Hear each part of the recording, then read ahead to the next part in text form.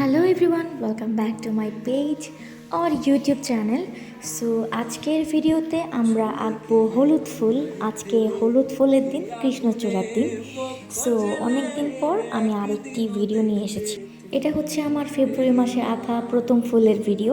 So প্রথমেই যেহেতু সামনেই ফাল্গুন, তো সেই হিসেবে আমরা একটু হলুদ ফুল কেন আঁকবো না। প্রথম আমি যখন একটা হলুদ ফুলের ভিডিও দিয়েছিলাম, আপনারা সেটা ভীষণ পছন্দ করেছেন। আমি অনেক ভালো ভালো কমেন্ট পেয়েছি, আলহামদুলিল্লাহ। সো আজকের ভিডিওতেও আমরা একটা হলুদ ফুল আঁকছি, তবে এটাকে আমরা প্রথমে আপনাদের কালার কম্বিনেশনটা দেখাই যে কীভাবে আমি কালার কম্বিনেশনটা সেট করেছি। কৃষ্ণচূড়া মূলত লাল রঙের হয়, আমি হলুদ রঙের আঁকছি। হলুদ রঙের ফুলটাকে হয়তো আর রাধাচূড়া বা কিছু একটা বলে, তো আমার কাছে সবগুলো আসলে কৃষ্ণচূড়া টাইপেরই মনে হয়, যেহেতু একই টাইপের অনেকটা। সো এটার একটা কম্বিনেশন আঁকছি। যদিও হাতে আঁকা যে কোনো ভিডিওতে আমি একটু কাল্পনিক জিনিসপত্র আঁকতে বেশি পছন্দ করি, তো আমি কল্পনা অনুযায়ী কালার মিক্সিং করে ফুল এঁকে ফেলি। ব্যাপার না, একটু জল্পনা কল্পনা মিশিয়ে আঁকাই যায়, যেহেতু আঁকছি সো একটু জল্পনা কল্পনা অ্যাড করাই যায়। আজকে আমি একদম পুরো ফ্রেমে, একদম ফুল ফ্রেমে যতটুকু ফুল আমি এঁকেছি, আমি যেহেতু ফ্রি হ্যান্ড আঁকি তো এটা পুরোটা একটা রেফারেন্স নিয়ে নিয়েছি, তারপর হচ্ছে সুন্দরভাবে এঁকেছি। এটা হচ্ছে আপনাদের বোঝার সুবিধার্থে, আদারওয়াইজ আমার এতটা রেফারেন্স নেওয়া লাগে না, আমি একদম একাধারে এঁকে ফেলি। তো আপনারা যাতে বুঝতে পারেন তাদের জন্য হচ্ছে যে আমি একটু রেফারেন্স নিয়েছি, এবং আপনারা দেখেন সো রেফারেন্স অনুযায়ী আমি সুন্দরভাবে ফুলগুলো আঁকছি। এটা আমার নেক্সট ফ্রেম, এর আগেও আমি একটা ফ্রেমে কৃষ্ণচূড়া ফুল এঁকেছি। সো এটা আমার সেকেন্ড ফ্রেমে আঁকা ফুল। সো এখানে হচ্ছে আমি লাল এবং হলুদের কম্বিনেশন নিয়েছি।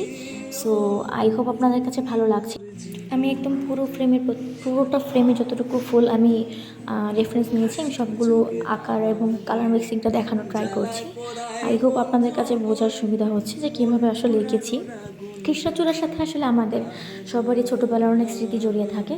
আমাদের যখন আমি যে স্কুলে পড়তাম, তখন আমার স্কুলের সামনে হচ্ছে একটা কৃষ্ণচূড়া গাছ ছিল।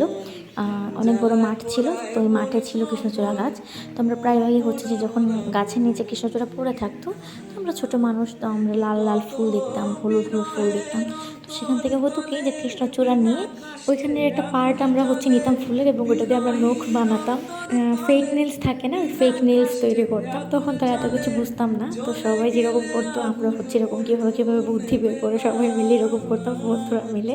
তারপর সেই ফুল দিয়ে খেলাধুলা করতাম, কখনো বা ফুলের মালা তৈরি করতাম, কখনো চুলে পরতাম। ছোটোবেলায় স্কুলের মাঠে এখনও সে কৃষ্ণচূড়া গাছ আছে, কিন্তু আমরা আসলে নেই, আমরা অনেকটা বড় হয়ে গেছি। কিন্তু স্মৃতিগুলো ঠিক আগের জায়গাতেই আছে, আগের মতোই আছে।